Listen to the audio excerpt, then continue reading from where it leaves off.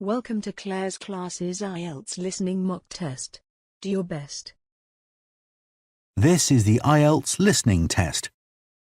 You will hear a number of different recordings and you will have to answer questions on what you hear.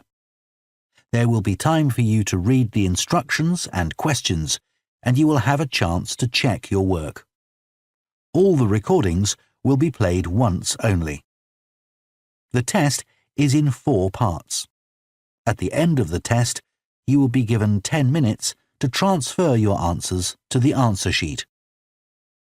Now turn to Part 1.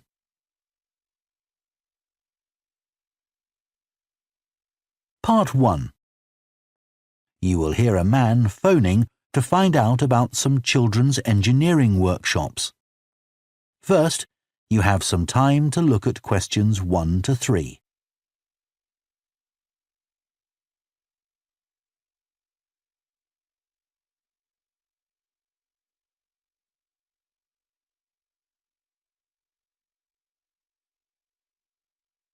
Now listen carefully and answer questions 1 to 3.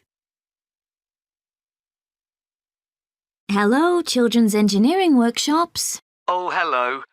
I wanted some information about the workshops in the school holidays. Sure. I have 2 daughters who are interested. The younger one's Lydia. She's 4. Do you take children as young as that? Yes, our tiny engineers workshop is for 4 to 5-year-olds. What sorts of activities do they do? All sorts. For example, they work together to design a special cover that goes round an egg, so that when it's inside, they can drop it from a height and it doesn't break. Well, sometimes it does break, but that's part of the fun. Right. And Lydia loves building things. Is there any opportunity for her to do that? Well, they have a competition to see who can make the highest tower. You'd be amazed how high they can go. Right. But they're learning all the time as well as having fun. For example, one thing they do is to design and build a car that's attached to a balloon, and the force of the air in that actually powers the car and makes it move along. They go really fast too. Okay, well, all this sounds perfect. Before you hear the rest of the conversation, you have some time to look at questions 4 to 10.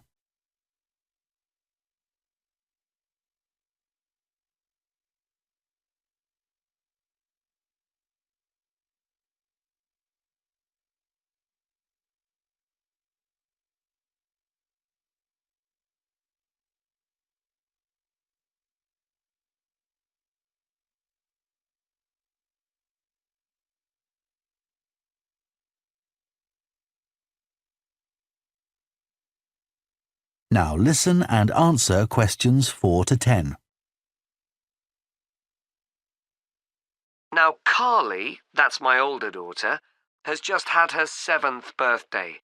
So presumably she'd be in a different group. Yes, she'd be in the junior engineers. That's for children from 6 to 8. And do they do the same sorts of activities? Some are the same, but a bit more advanced. So they work out how to build model vehicles, things like cars and trucks, but also how to construct animals using the same sorts of material and technique. And then they learn how they can program them and make them move. So they learn a bit of coding. They do. They pick it up really quickly. We're there to help if they need it, but they learn from one another too. Right. And do they have competitions too? Yes.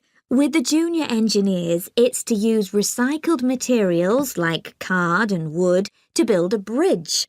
And the longest one gets a prize. That sounds fun. I wouldn't mind doing that myself. Then they have something a bit different, which is to think up an idea for a 5-minute movie and then film it, using special animation software. You'd be amazed what they come up with. And of course, that's something they can put on their phone and take home to show all their friends. Exactly. And then they also build a robot in the shape of a human And they decorate it and program it so that it can move its arms and legs. Perfect. So, is it the same price as the Tiny Engineers?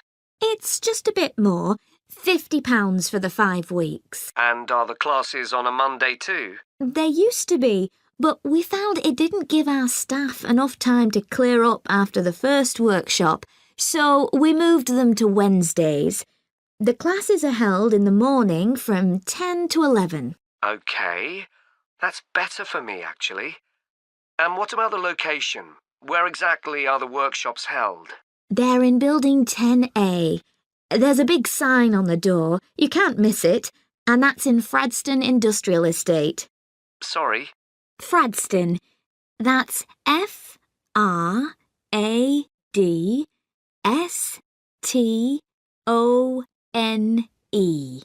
And that's in Grassford, isn't it? Yes, up past the station. And will I have any parking problems there? No, there's always plenty available. So, would you like to enrol Lydia and Carly now? OK. So, can I have your full name and... That is the end of Part 1. You now have half a minute to check your answers to Part 1.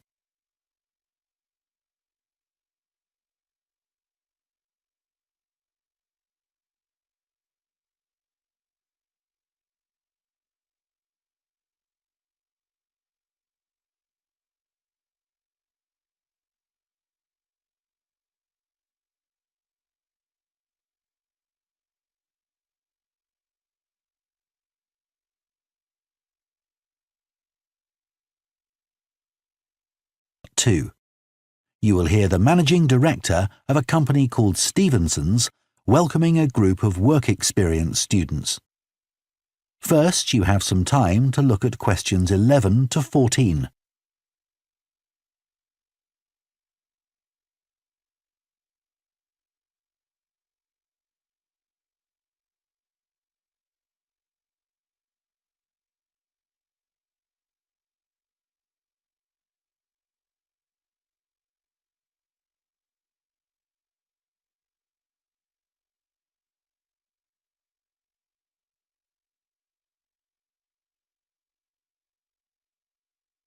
Now listen carefully and answer questions 11 to 14. Good morning everyone and welcome to Stevenson's, one of the country's major manufacturers of metal goods. Thank you for choosing us for your 2 weeks of work experience. My name is Julia Simmons and since the beginning of this year I've been the managing director. Stevenson's is quite an old company. Like me, the founder, Ronald Stevenson, went into the steel industry when he left school. That was in 1923. He set up this company when he finished his apprenticeship in 1926, although he actually started making plans 2 years earlier in 1924. He was a very determined young man. Stevenson's long-term plan was to manufacture components for the machine tools industry, although in fact that never came about, and for the automotive industry, that is cars and lorries. However, there was a delay of 5 years before that happened, because shortly before the company went into production, Stevenson was given the opportunity to make goods for hospitals and other players in the healthcare industry. So that's what we did for the first 5 years. Over the years, we've expanded the premises considerably. We were lucky that the site is big enough, so moving to a new location has never been necessary. However, the layout is far from ideal for modern machinery and production methods, so we intend to carry out major refurbishment of this site over the next 5 years. I'd better give you some idea of what you'll be doing during your 2 weeks with us, so you know what to expect. Most mornings you'll have a presentation from one of the managers to learn about their department, starting this morning with research and development. And you'll all spend some time in each department, observing what's going on and talking to people, as long as you don't stop them from doing their work altogether. In the past, a teacher from your school has come in at the end of each week to find out how the group were getting on, but your school isn't able to arrange that this year. Before you hear the rest of the talk, you have some time to look at questions 15 to 20.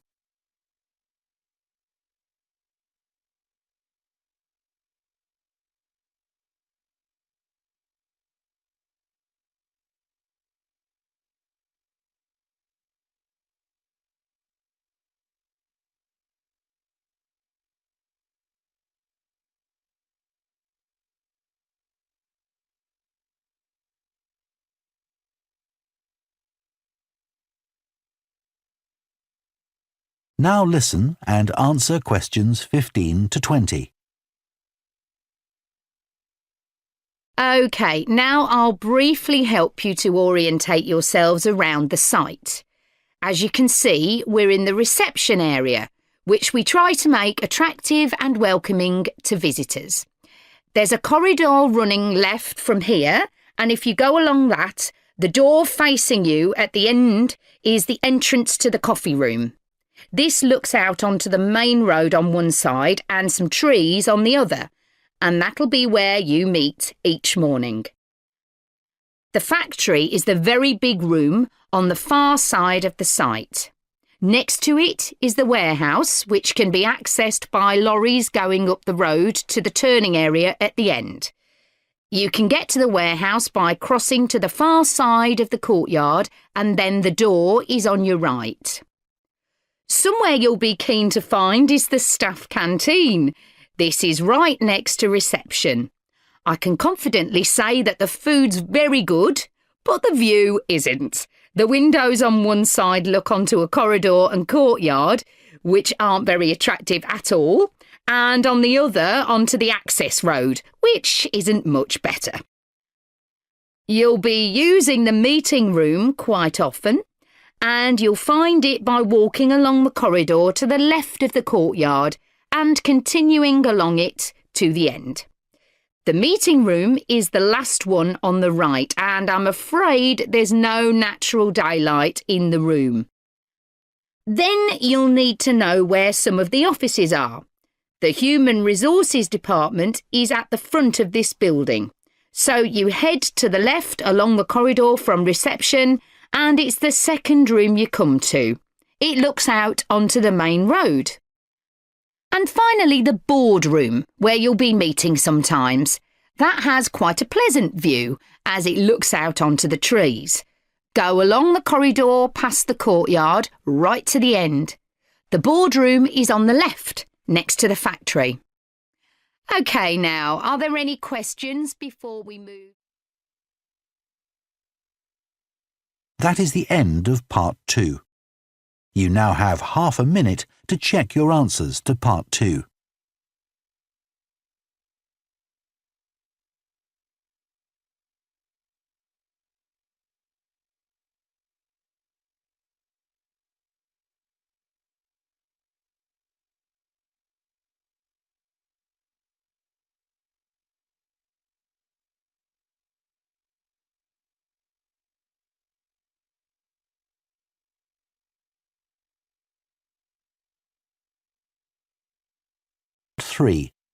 You will hear 2 students called Jess and Tom discussing their art projects. First, you have some time to look at questions 21 to 24.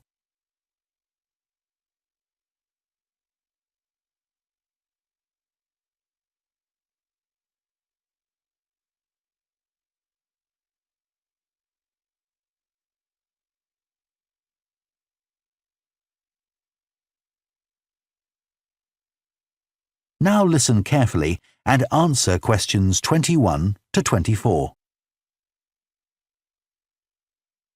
How are you getting on with your art project, Tom? OK.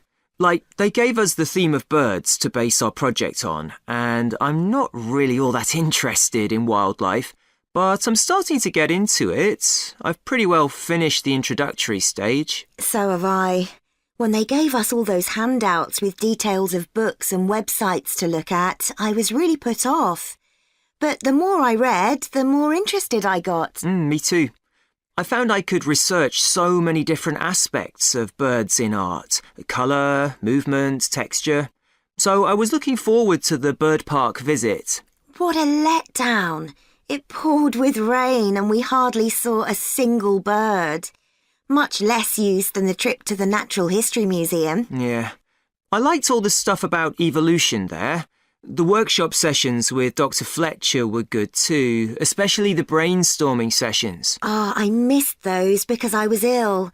I wish we could have seen the projects last year's students did. I suppose they want us to do our own thing, not copy. Have you drafted your proposal yet? Yes, but I haven't handed it in. I need to amend some parts. I've realised the notes from my research are almost all just descriptions. I haven't actually evaluated anything, so I'll have to fix that. Oh, I didn't know we had to do that. I'll have to look at that too. Did you do a timeline for the project? Yes, and a mind map. Yeah, so did I. I quite enjoyed that. But it was hard having to explain the basis for my decisions in my action plan. What? You know, give a rationale. I didn't realise we had to do that. OK, I can add it now. And I've done the video diary presentation and worked out what I want my outcome to be in the project. Someone told me it's best not to be too precise about your actual outcome at this stage, so you have more scope to explore your ideas later on. So I'm going to go back to my proposal to make it a bit more vague. Really? OK, I'll change that too then. Before you hear the rest of the discussion, you have some time to look at questions 25 to 30.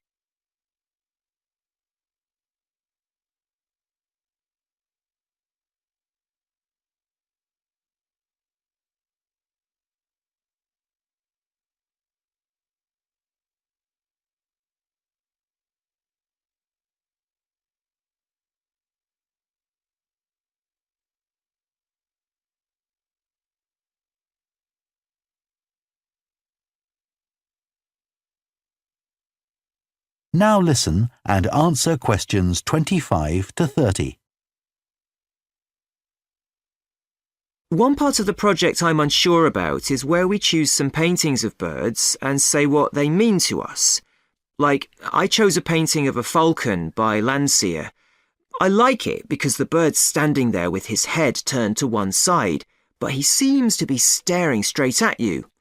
But I can't just say it's a bit scary, can I? You could talk about the possible danger suggested by the bird's look. Oh, OK. There's a picture of a fishhawk by Audubon I like. It's swooping over the water with a fish in its talons and with great black wings which take up most of the picture. So you could discuss it in relation to predators and food chains? Well, actually, I think I'll concentrate on the impression of rapid motion it gives. Right. Do you know that picture of a kingfisher by Van Gogh? It's perching on a reed growing near a stream. Yes, it's got these beautiful blue and red and black shades. I've actually chosen it because I saw a real kingfisher once when I was little. I was out walking with my grandfather and I've never forgotten it. Oh, so we can use a personal link? Sure. OK. There's a portrait called William Wells. I can't remember the artist, but it's a middle-aged man who's just shot a bird. And his expression and the way he's holding the bird in his hand suggests he's not sure about what he's done. To me, it's about how ambiguous people are in the way they exploit the natural world. Interesting. There's Gauguin's picture via a Matty. He did it in Tahiti. It's a woman with a white bird behind her that is eating a lizard. And what I'm interested in is what idea this bird refers to. Apparently, it's a reference to the never-ending cycle of existence. Wow.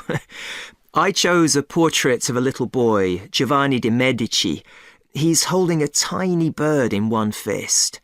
I like the way he's holding it carefully so he doesn't hurt it. Oh, right. That is the end of Part 3. You now have half a minute to check your answers to Part 3.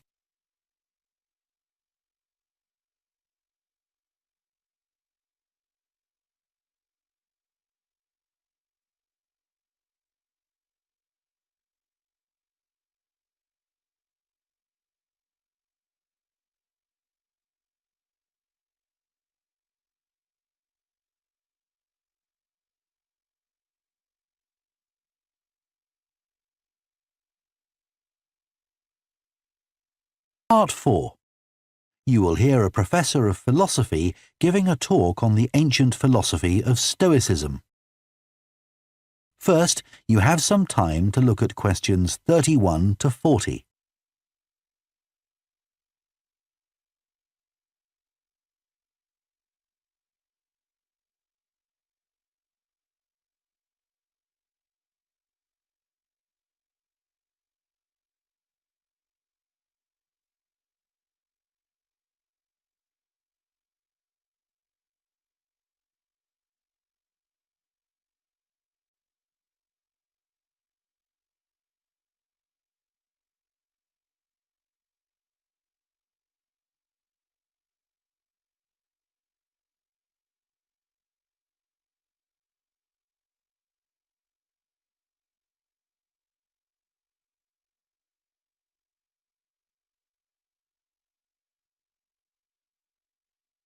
Now listen carefully and answer questions 31 to 40. Ancient philosophy is not just about talking or lecturing or even reading long, dense books. In fact, it is something people have used throughout history to solve their problems and to achieve their greatest triumphs. Specifically, I am referring to Stoicism, which in my opinion is the most practical of all philosophies and therefore the most appealing. Stoicism was founded in ancient Greece by Zeno of Citium in the early 3rd century BC, but was practiced by the likes of Epictetus, Cato, Seneca, and Marcus Aurelius. Amazingly, we still have access to these ideas, despite the fact that the most famous Stoics never wrote anything down for publication. Cato definitely didn't. Marcus Aurelius never intended his meditations to be anything but personal. Seneca's letters were, well, letters, and Epictetus's thoughts come to us by way of a note-taking student. Stoic principles were based on the idea that its followers could have an unshakable happiness in this life, and the key to achieving this was virtue. The road to virtue, in turn, lay in understanding that destructive emotions like anger and jealousy are under our conscious control. They don't have to control us, because we can learn to control them. In the words of Epictetus, external events I cannot control, but the choices I make with regard to them I do control. The modern-day philosopher and writer Nassim Nicholas Taleb defines a Stoic as someone who has a different perspective on experiences which most of us would see as wholly negative. A Stoic transforms fear into caution, pain into transformation, mistakes into initiation, and desire into undertaking. Using this definition as a model, we can see that throughout the centuries, Stoicism has been practiced in more recent history by kings, presidents, artists, writers, and entrepreneurs.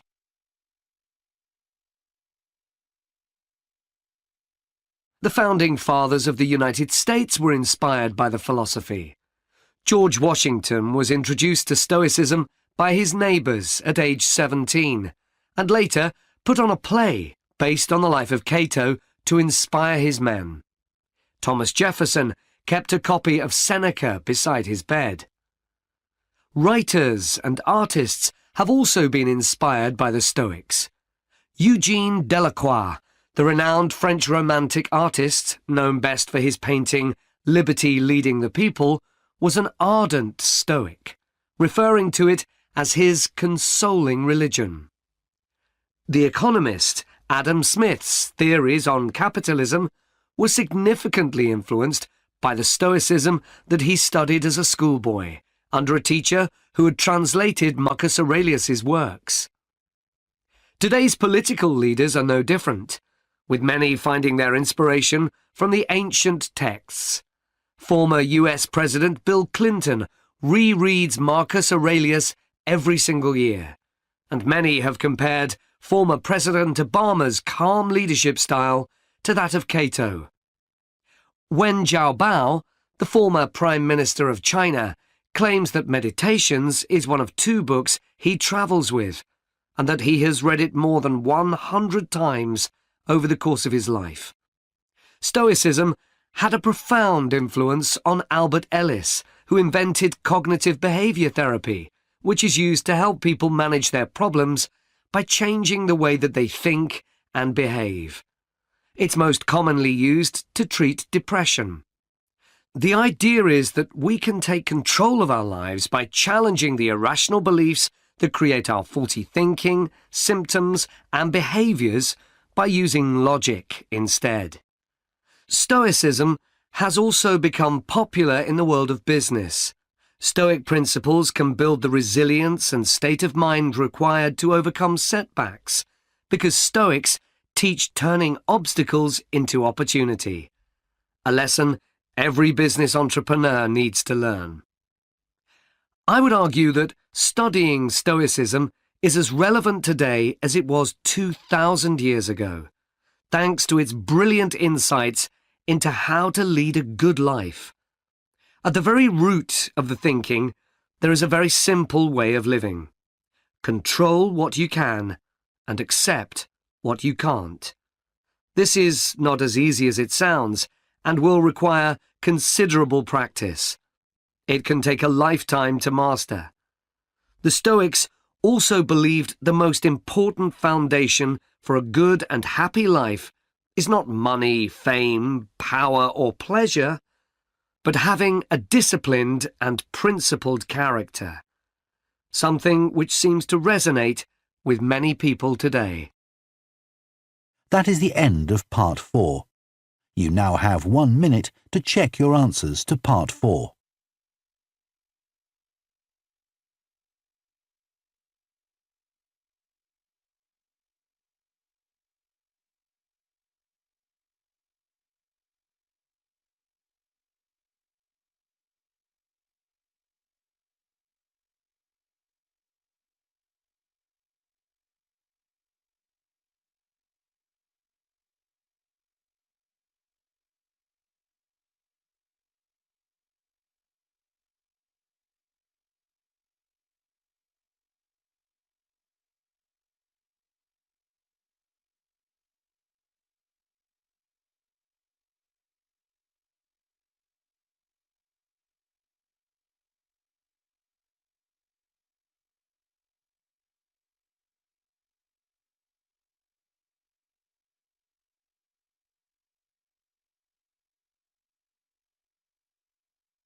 That is the end of the listening test. You would now have 10 minutes to transfer your answers to the answer sheet.